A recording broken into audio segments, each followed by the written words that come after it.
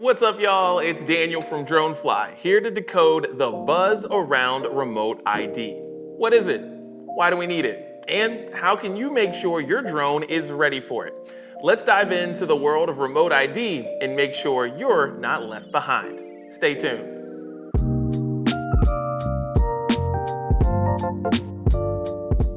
Imagine your drone as a flying smartphone.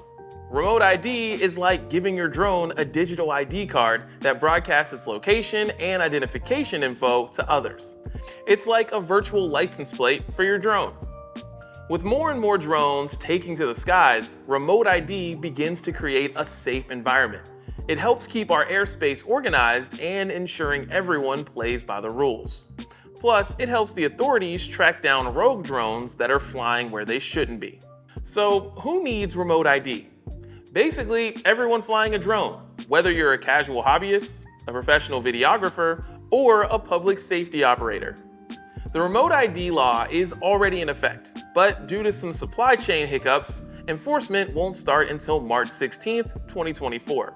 That gives you plenty of time to get your drone remote ID ready. If your drone is a newer model, chances are it already has remote ID built in. Just register your drone with the FAA and you're good to go. You can check the FAA's website to see if your drone is remote ID ready. For older drones, you can attach a remote ID broadcast module like the Blue Mark Drone Beacon DB120 to make it compliant.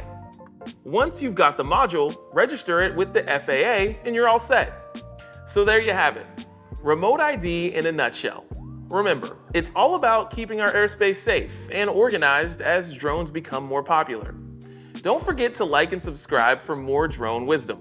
And if you have any questions, give us a call, drop us an email, or hit up our website at dronefly.com. Until next time, I'm Daniel, and I'll see you.